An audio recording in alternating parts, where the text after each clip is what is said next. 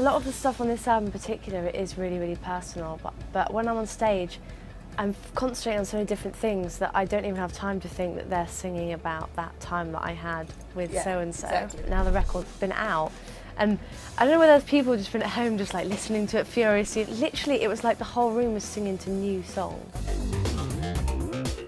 Anything Can Happen is kind of about fate, and I suppose now I think I might have written it sort of wanting people to maybe reevaluate things. I don't know. I don't think I thought about it that much. Yeah. I just think that I was in a very, very sort of positive mood when I wrote that song. Because actually a lot of this new album is quite sad, people are saying. But that one is probably the most uplifting anthemic song on the album.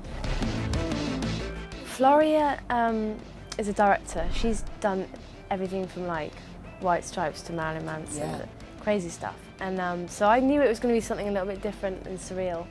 And so she called me up and I said that I wanted certain things, she said she wanted certain things, and then we came to this basically idea of me waking up in this weird world, having died, and then coming back as some sort of weird alien thing. I wore a, what's it called? A harness, which basically felt like having a giant nappy on. It was scary. I travelled from the beach up across the cliff with the biggest crane I've ever seen. It's not like thick ropes, it's like tiny like things, so it's really, it's really scary. It was really cool. My first thought when my manager said, do you want to go back to Herefordshire and record?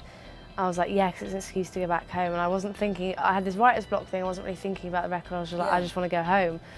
And but then, it was like a nightmare getting to gym and stuff, it was like top of a valley. But then the next day we made Anything Can Happen, and then another song, My Blood, on the record, and I realised that this was going to be a really good thing. I have no idea. I think people are more connected with that song here. In the UK, it was like my 6th single, at which point I was kind of done and ready to start writing a new album, and so it you know, we were like, let's re-release Lights? Yeah, why not? And we did in the UK, and it kind of passed people by, but it's still one of the songs, even in the UK, that people really, really know. The first time I came here, I didn't hear it anywhere, and actually I was woken up by it. I was staying in a hotel in Hollywood, and I was woken up by my song playing downstairs and people singing along to it. I went back to sleep, and then I was woken up by someone else playing a remix of it. And that was the first time I thought, this is really weird. And I started hearing it everywhere. The next time I came back, it was just like on the radio for 5 seconds, to the point where I was like, ugh. It's very bizarre, because it's not, I know that my songs get played in the UK, but it's like I don't ever happen to be in the car or anywhere where I hear it, but in America it's just like there's always opportunity to hear it. It's quite weird.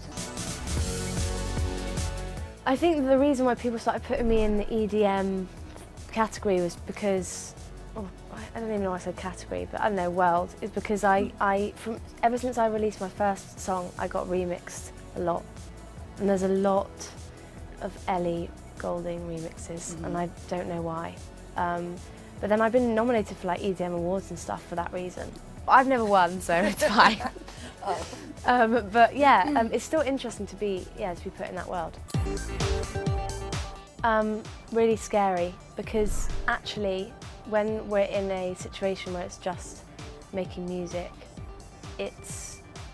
I'm quite in awe of him. Ever since I've heard his first EP thing, I was like really, really blown away.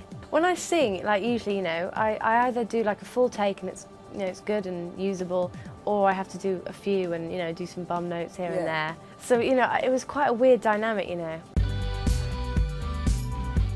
How cool is that as well? Really she is stunning. When I was sat next to her at Jonathan Ross recently, I just kept thinking how bloody flawless she was. She is also one of the sweetest human beings in the world, and really funny.